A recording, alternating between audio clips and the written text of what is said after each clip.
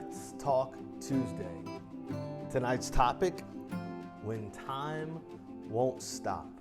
When time won't stop. If you're new joining us, my name is Kurt. This is my wife, Denette. We've been married 25 years, met in high school, got married, had 3 wonderful children, and in May of 2022 of this year, we lost our 17-year-old in a single car accident. We know where he resides, at the right hand of the Father, and so we are walking through, obviously, healing and grief and sorrow and trauma in that regard, and our marriage has seen a lot, actually, and we wanted to do this very authentic and very real for others that quite possibly are walking either into a moment of hard times or walking out of it. And so we're going to come very raw, very authentic, very real. Bear with us as emotions and stuff, but we just want to do the best we can. So time these days is a very interesting subject. I'm not sure I really thought about it in the way that I have since that night. You know, time looks very different for us, how we spend it and how we use it. And so this topic of time is very interesting. You and I have definitely talked about this topic. It's together, alone, and certainly radically have a very, I was quite surprised at just kind of how God wrapped it around you and some books that you've read. And so we're going to spend some time talking about that. So talk to me a little bit, Dee, about time and what is it? I think here recently just studying about heaven and eternity, the realization that, you know, before the earth was formed, right? It says before the heavens and earth, there was no time. And I think as humans, for us to wrap our heads around that is almost impossible, because everything that we know has a beginning and has an end. You know, we count time, days, months, years, by this mathematical breakdown of how many times this big blue marble of a planet we live on circulates around this other fiery ball that could consume 1 million Earths in it, that never runs out of a flame, which is impossible even in that concept for our minds to understand, well, what fuels it, right? But God ordained it, and so it is. And so we're on this planet just circling around, and time, as we know it, is literally counted by the amount of times that we circle that sun, you know?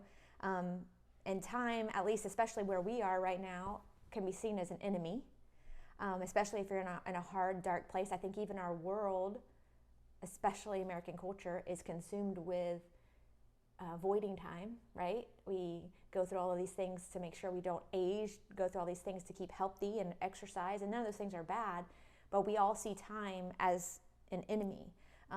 But as I've been studying and realizing that time being finite, that it seems like an enemy, it's actually, when God changes your lenses, it can be seen as a gift. You know, it's funny, real quick, that you said that time is an enemy, because I don't know that I would have ever dubbed it as that before that night for us, because you feel like you have all the time in the world. Like time is nothing, and now you wrestle with that thought of time and realize it is a gift. And really, and sometimes in your deepest, darkest moments like this, and I've actually had conversations with other people that are in the same scenario, when, you know, in the trauma of losing a loved one like that, you almost want your time to stop so you can hurry up and be reunited. Yeah. You know what I mean? Like you realize that, wow, these gifts that God's given me, but even then there's this tension of, is it really a gift? Is it, you know, like, is it kind of in that thing? And so you just have this desire to hurry up and get to the destination, not realizing that God has ordained time. Yeah. Like there's an appointed time. And so just that word enemy with time is very interesting. Yeah, I think it's hit me that it's a gift, and you know, we all have, like you said, that appointed time, right? And there was a while back that I was doing my quiet time, and I had a water bottle sitting next to me, and on the water bottle, which funny enough, you wouldn't think water would expire, but there was this expiration date on it. And it hit me that we all have one, right? We all have this expiration date. And if I'm honest, in that moment, I thought, man, I've got to make sure I do my best. I got to make sure I live life to the fullest, which I still want to do. But it was this enemy, if you will, or this exclamation mark that would be one day coming, which is this expiration date. But in reality, In this seat, what I'm seeing is that it's not an enemy, it's actually a promise, right? If God exists outside of time, and here on this earth, we have all this hardship, we have all this hurt, we have all this suffering, and all this pain, the expiration date isn't a curse, it's actually a promise. It's an end of suffering. It's not the beginning. And I think we see it as this, oh, that's the end. That's it. That's final. Everything's gone. But it's actually the beginning. So it's a promise to us. You know, it's very interesting, even with the way you worded that like that.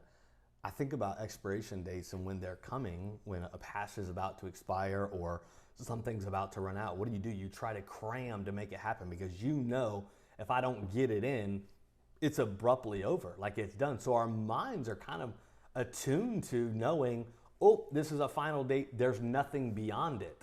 And so you live according to that. You know, think how many times you gotta hurry up and eat the meat because it goes bad in 2 days, or drink the milk because it goes empty. Unless you have boys, that is never a problem.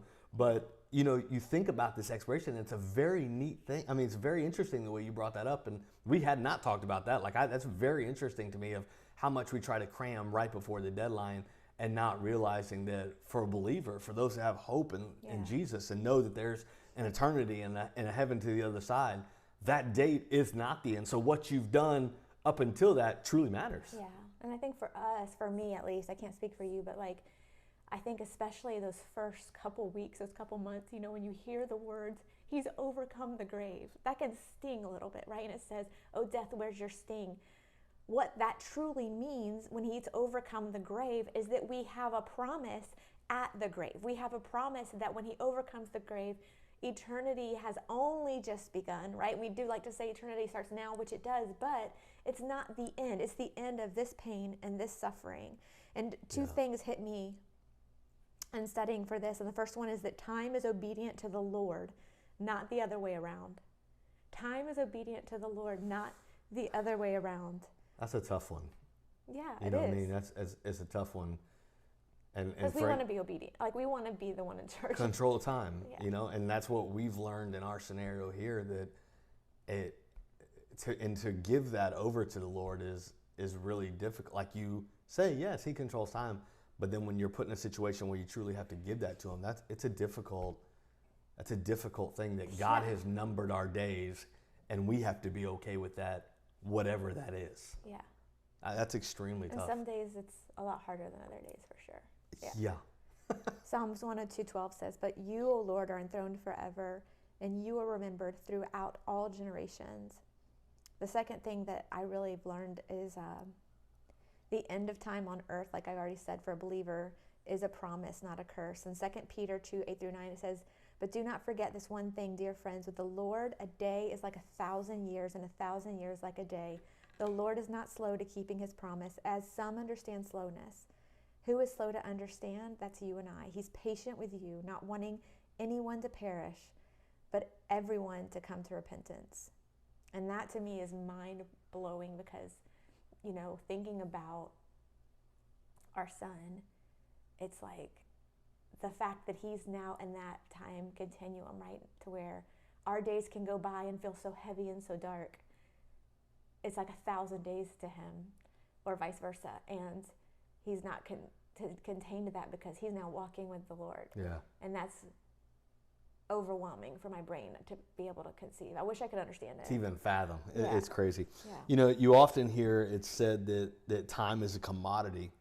And, you know, with tangible commodities, money and food and gold, if we lose it, we can go out and work to reacquire it. Like, you can lose this commodity, but then there's things that you're able to do to then go regain it. Time being a commodity that once it's spent, it's gone. Mm-hmm. Like, there is no getting that back. There is no going back. I wish there was a Back to the Future thing. That'd be kind of legit. But, you know, there is no getting that commodity back. And so you and I were talking the other day, and you shared something with me that truly was so profound about the use of time. So take a few minutes and dig into that use of time that you shared with me. Yeah, I think, you know, you hear all these different phrases, right? Like time spent, time wasted, too much time on our hands, not enough time, on time, out of time. We put this clock to every single thing that we do to life, right? We stand in line for something, we're clocking in for work, we're setting a time, and none of that's wrong. But I've been challenged by just our circumstances and by individuals and by reading to just view it differently and view the time that we've been given differently. One of my favorite authors, Alicia Britt Cole, says it like this: time is not really spent. It is invested in a future that we cannot see. Though we know intellectually that the clock keeps ticking, we often, for a variety of reasons, fail to connect the choices that we make in each tick and consider how that connection shapes our future. We will feel the moment strongly, but struggle to link the tangible today with an intangible tomorrow. You know, I have a confession to make, if you'll bear with me. It's a pet peeve, and I've been saying this since my boys were little, like, you know, the days when they're toddlers and they're keeping you up and they all three get sick at the same time and all those things. But you're so sweet that not anybody can get mad at you. But you may step on some toes with this one, I'm just saying. It hurts. It like truly hurts my heart. It truly does. It like so badly, because our words have power. Yeah. And especially sitting where I'm sitting, if I could challenge the moms and the dads in the room that are possibly listening, it bothers me so bad when I hear parents say things like, oh, I can't wait for these kids to go back to school. Spring break can't end quick enough. Christmas can't end quick enough. Or, oh, you cost me too much money. Or, oh, when was the last time you gave me peace and quiet? Because you know what your kid hears when you say that. They're hearing, I can't wait until you're not here. You're not worth it. And I would rather have silence than have you. And our words carry so much power. Yeah, and I'm glad you said that, because it is what the kid hears.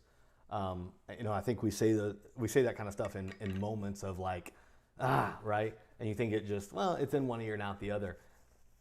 Having been student pastors for a very long time, we know that it's not in one ear and out the other. No, I mean, yeah. That stuff sticks in there, and kids form opinions about how their parents feel when those things are said. And so it's a phenomenal, and I'm gonna tell you, that has driven her up a wall since our baby was just born. I mean, like, these are your blessings. You prayed for these things, you got them, now want to be with them, you know. So, you know, and honestly, the same thing applies when it comes to marriage. You know, if you flip that out, Broken for Better was started as a marriage ministry, and when you flip that out and look at marriage, it's the same exact thing. When you look at this and you go, man, I need, when you hear I need some me time, and it's more often spoke than we need us time. You know, we don't waste money on dates. We're not going to do that. Hey, why are you always wanting to talk about things? Why don't we just ignore it and move on? Like, let's go on. These kind of things are like massive in relationships. Yeah. And when you think about time and what you're doing, these things, they truly, truly matter, because it's literally seed that you're planting. And we've talked about that before. Like, seed that you're planting is time that you're either investing or you're wasting. So, man, either in your kid's life or in your marriage, if you take nothing else, be careful of the words that you speak, even in tension and even in hard moments. Yeah. I mean, I think, you know, it's just a matter of the clock, right? Like, what are you investing in? Like, what are you investing in? Ben Franklin says it like this: lost time is never found again. And it's true. It's never found again.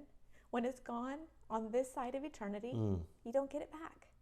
And if you don't think that you have enough time, energy, or resources to invest in what God has given you, whether that's your spouse or your kids, I can't say it loud enough that you don't have enough not to. Because what you see has value, you will invest in. And what God has given you has purpose. And so to be the best son or daughter of Him that you can be, you will put value in those around you, especially those closest to you. Because I think sometimes the ones that are closest to us really get the hardest or the shortest end of the stick, because they're the easiest, right? They're the ones we take for granted.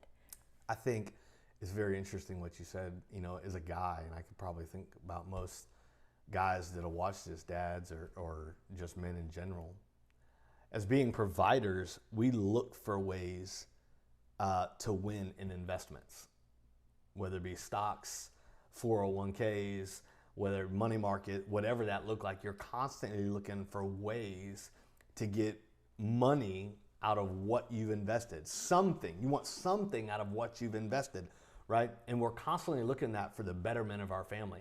I can be honest, and I don't know that I've ever, I ever correlated those two things with, wow, I wonder if I took that same approach to my kid's life, what they heard about me. Look, I was a sports dad. I loved it. I coached them, and I had to catch myself sometimes, because after a game, I would let them know more of what they did wrong than what they did right. Well, I'm investing something. I'm speaking that.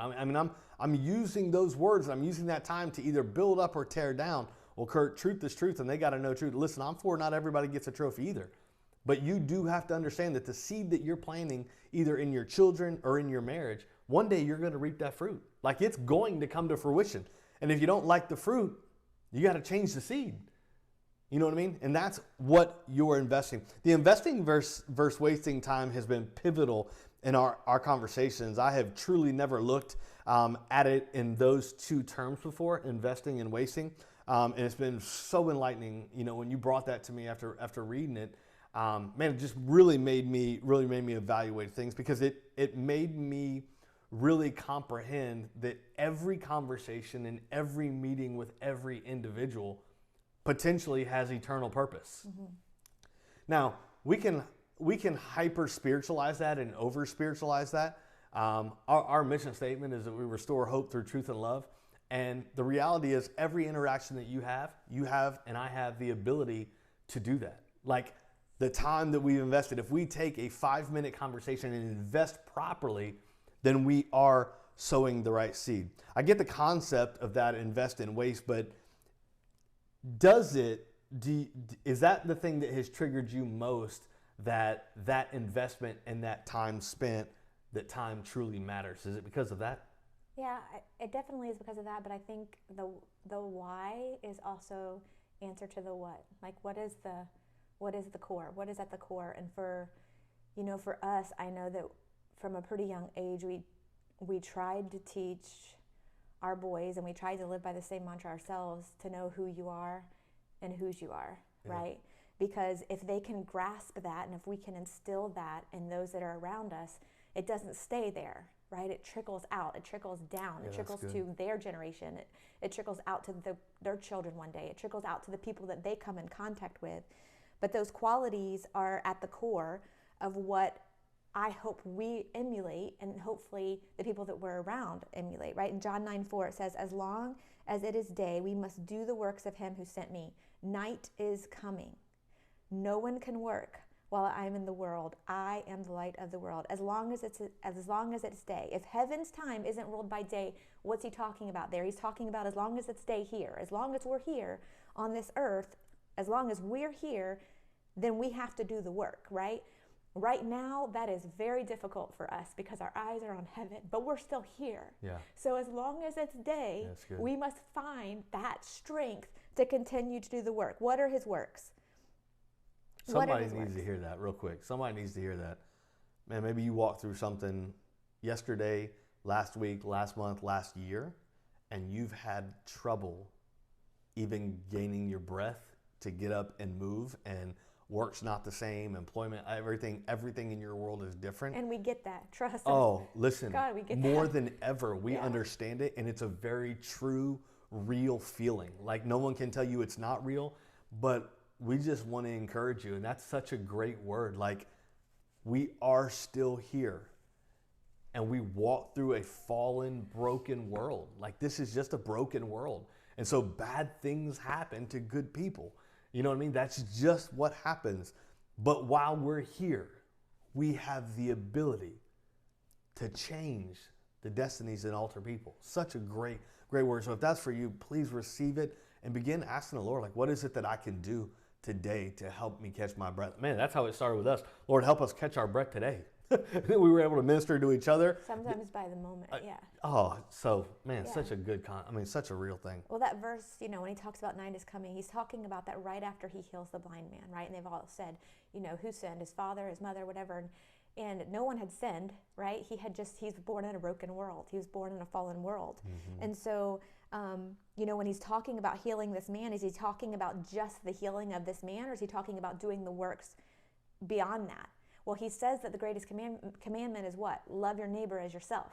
So the work isn't done until we have continued to love our neighbor as ourselves. And those, like I said, some of the hardest people to love are the ones that you live in, day out, your husband, your children, your actual neighbor who may, let the dog the point over here, potty in the yard. If you read our community Facebook page, I guess that's like the worst thing ever. I don't know, it's always in there. But the closest to us sometimes can be the actual hardest to love. But Jesus declares that we are to seek out what? A hope and a future, and that's in him.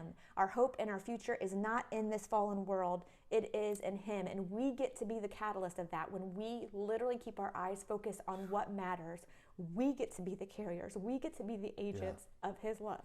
I'll tell you something that you just said that I think is interesting. Those closest to us are hard to love.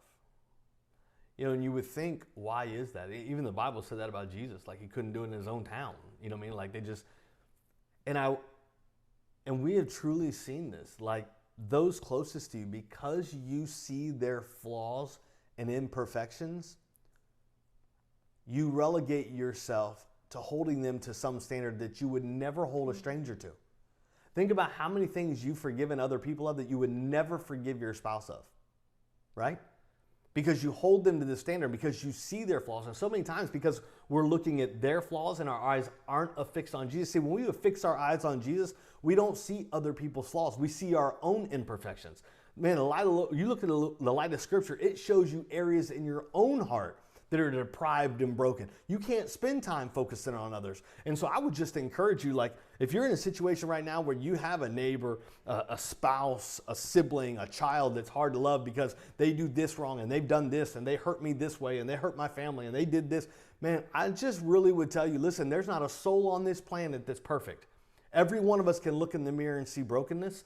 Affix your eyes on Jesus. Affix your eyes on the Lord. Listen to his voice and let him speak over you. And as you begin to see that grace and that love exuded by him, it allows you to then exude that same grace and love on those that are hurting you. I mean, keeping your eyes affixed. That's a solid truth, babe.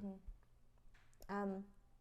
For us, I think it's just trying to also keep our focus on what's important, even in the hard days. We have a sign that is actually right over our hallway that goes to the 3 boys' rooms, right?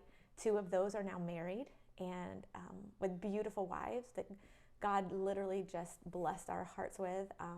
And then one son is, as we've already said, he's in the arms of our Savior, right? But this sign that hung over their hallway, I don't even know that they paid much attention to it. And it was the lyrics. I had it made. It was from a song made by Jesus Culture. It just wrecked me. And I was declaring it over my kids. And the sign just literally says, "I'm not merely flesh and bone. I was made for something more." And it was just a reminder that we're not here. And of course, now it feels prophetic, right? It feels prophetic, and it's a reminder to me that we're not made for today. We're made for more. We're made for so much more. And the investment that we make has to be intentional, and it has to be with purpose. It's very important. This is one of my favorite things here. The takeaway. Hey, how do I do this? I would really encourage you right now to lock in. Begin asking the Lord, hey, what is it in this that I can leave this time spent watching this video better than I came? That's our prayer. That's what it's been, that you would leave different than you came. And this back half here is about to show you exactly the steps to take. So purpose and intentionality. Start with those. Yeah, I think we all think that it has to be this huge, grand gesture to invest in someone, and it's literally time. Having 3 boys, conversations sometimes can be really hard when you're trying to communicate, especially with the boys as they get older. How was your day? Fine. What'd you do today? Nothing. And so being intentional, and this is so silly and so ridiculous, but from a pretty young age, obviously, because when I explain it, it's going to sound ridiculous, but the boys would get in the car and I would ask them, what's your bubble up? Meaning, what lifted your spirits today? And I wouldn't let them get out of the car until they gave me something Like that buoyed legit, we're sitting in the driveway because they won't answer the question. Yeah, something that buoyed their spirits that day. And then what was your bubble pop? Like, what deflated you? Like, and it couldn't be, lunch. It had to. I needed to know how your day was and why. Why was that important? Because communication is important in order for us to be able to come alongside each other. And I think this is true whether it's your kids, whether it's your spouse, whether it's your best friend, whether it's your mom or dad. If there's lack of communication, there's lack of relationship. It deteriorates. And so it was very important for us, I think, in order to get to the heart issues of what was really bothering our kids or what's really on my spouse's heart. It's communication. And that can be very difficult for a lot of us. And I know we can struggle with communication, but we have to fight for it. Yeah. It's very important that we fight for it. One of my favorite quotes is the best time to plant a shade tree was 25 years ago. The second best time is today. And so in talking with couples over the years, there's so many of us that are, we'll hear, oh, it's too late to start now, or oh, we've done it wrong all this time, or oh, my kids, don't really have, much relationship with me. We'll start today. Like, we can't use an excuse that we haven't done it right in the past, so now it's all done. We're still here. We still have breath in our lungs, and so we still have to fight for relationship with each other. So what are you planting? You talk about that shade tree. What are you planting? No job, no paycheck, no friendship will ever be more important than your family. Nothing. None of it. I don't care if you're a pastor on a platform or if you're bagging groceries at the grocery store. No one will care how much you have to say or what you know unless they know that you care. And that goes for your kids as well. There were so many years that we were in youth ministry and we would try our best to live by that. They're not going to care what we have to say until they know that we care. And I don't know about you, but I know that's true for me. I don't want to hear you preach at me unless I know that you actually are concerned about the well-being of my soul. And as, a couple raising 3 pastors' kids, that could be really hard. We could definitely have our Devo time and we could tell them what we want them to hear and we could tell them what we want them to believe and all of those things. But we wanted to live a life, and I challenge you to live a life that is not because mom and dad said so, it's because mom and dad care so. Like, we care so much about the condition of your heart that we want to know how you are. Like, tell me how you are. You doing okay? Like, I want to hear how you are. And if you're not, that's okay. It's okay to not be okay, but it's not okay to not tell anyone and not share it with anyone. Well, and I'll just tell you the importance of it, that time spent with a child or a spouse. Is it hard? Yeah, it's real hard. They don't want to talk. They don't want to do that. But in that moment, it's very pivotal, the outcome, because what you teach in those moments is it's okay to not communicate. So now you take that 14-year-old who doesn't communicate well. Now he's 28 and he doesn't communicate well. With his wife. With his wife. Kids, yeah. And then that breaks up a home because they don't know communication. It was never taught to them well. They never forced to have to do it. It's not okay to not walk out the heart. You've talked about it before. Those nights you would sit on the bed until the kids would talk. Like, oh, you're really not leaving this room. Okay, well then I'll share. The nights that you've sat with me with tears in your eyes going, we're not doing this. You're my best friend and we're going to have this conversation. Extremely hard, but when you think about a seed is watered and watered days and days and days and weeks, and you never see the fruit of it. Yeah. But you stay faithful to the process. And so I'll tell you, you may not feel like, hey, I'm not seeing the fruit of this time and all they are is angry. But deep down, you're planting seeds that even in my anger, they care enough to ask. You'd much rather err on that side than the ones that sat in front of us going, my parents don't even care. They don't ever ask. At least ask. Yeah. For us, there was a season when we were out doing ministry in Shreveport and we had no family around us. So we didn't know many people, and the people that we did get to know, everyone was associated with the same school and the same church. And before long, here we were, every single conversation was related to ministry. Every single conversation was related to, the next thing. And we got really upside down. We really did. And our kids were starting to suffer for it. And so we had to make the intentional decision to literally put a schedule on the calendar, or a appointment, if you will. That's the word I'm looking for, an appointment that was our family time. And it was not to be ignored. It wasn't to be taken over by something else that was more, important or deemed more important. If anyone asked, sorry, we have something on that date, they didn't even need to know what it was, but it was on the calendar, and that was our family time. And in that season, we didn't have very much. We didn't have very much money. We didn't have much of anything. And so we had each other. Yeah, we did. But we just decided, you know what, we're going to have fun and make it work. And so, you don't have to have a lot to make something work. And for us, it was, themed dinner nights, and we'd have upside down night where we'd eat, dessert first on a table upside down and wear our clothes backwards. And the plates upside down. Yeah. Like everything was backwards. The spaghetti sauce on the bottom, the salad dressing on the bottom, the dessert topping on the bottom, and then we'd do, I don't know, another one. We did Greek night, and we wrapped ourselves in sheets and, or togas. And, we did a whole bunch of different things, but it was literally just saying, okay, let's be intentional with this one night a week. We don't have to have a lot. What we need is each other. And we need something to break down barriers, to make memories. Memories. And if there is anything I can just challenge you, it's that. The memories are so worth it, and they will never, ever fade. And I will never look back and regret that we made memories. I will never do that. I'll never look back. We've talked about that often too. We are thankful that the way we did invest time into our boys, because now sitting where we're at, with one of them no longer here with us, we don't have the ability, and we don't get to look back with regrets, because the reality is Dee did so well in planning the stuff. Like, we did all the things, we made the memories. So there aren't regrets. It's only memories. You know what I mean? Now, you have missed expectations of what you thought, and that's where darkness begins to creep in. But the fact of the matter is, you can look back on what was invested and go, man, that fruit came to harvest, and it was good fruit. Money never stopped us from doing anything. Anybody can make a PB&J and go sit on the side of a pond and have a picnic. Yeah. And we did that multiple times. So, just invest in your kids and in the people in your world. Yeah. I love the verse that, talks about the, children being like arrows in your quiver. And, Levi Lesko says it's so great when he says, now I have one already in the target. So for us, we have two that have launched, right? But we have one that's already in the target. And so I would just challenge you, how's your aim? How's your aim? How's your aim when it comes to your kids? If you've shot them out, how are they doing? How's your aim with your marriage? What are you aiming for?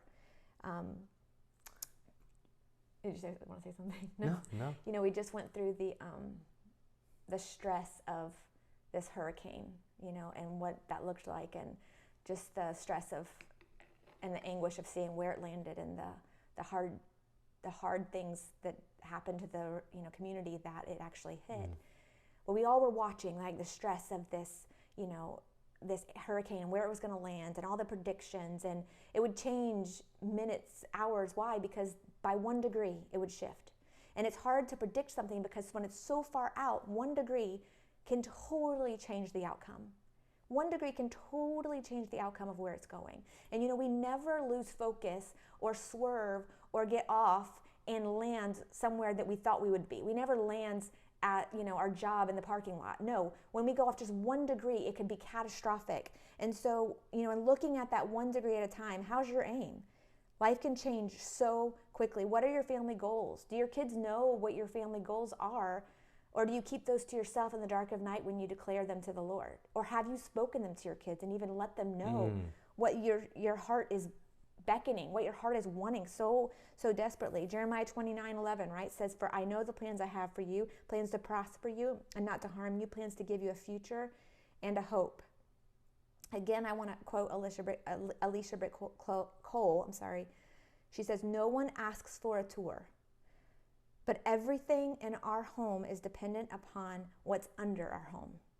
It's all there, down under, hidden, but thankfully whole and in good order, because the unseen has been carefully attended to.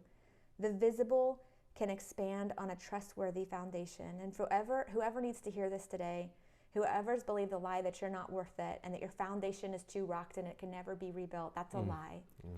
That's a lie from the enemy.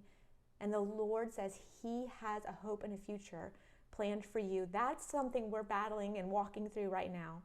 God, okay, this is hard. So what's our hope? What's our future? But he declares it, and it's a promise. And I just want to reiterate that those hard things are a promise. Those hard things, this end that we're facing right now is a promise of the Lord. It's a promise of the Lord that one day those things will come to an end because we will have a hope and we will have a future. Yeah. We may not see it lived out right here, but God's word declares that we do have it. Yeah. And, before you chime in, and Jeremiah 29 was for the Babylons and for those people, understand God's character doesn't change. His character remains the same.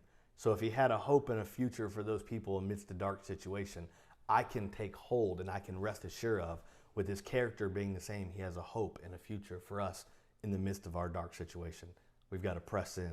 We have to love him and serve him with our whole heart, even in the midst of it. So thank you.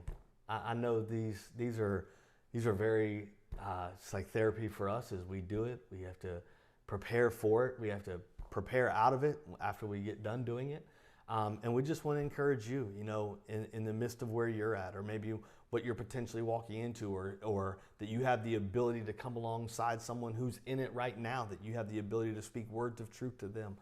Understand this, time can be wasted or it can be invested. Choose wisely. Think about the 1 degree that you can change today that may radically alter the path of someone's life. Hey, listen, we love you. We thank you for tuning in to Broken for Better. We hope to see you the next time that we get to do this. And until then, we love you. Be safe, live a life, and make it count.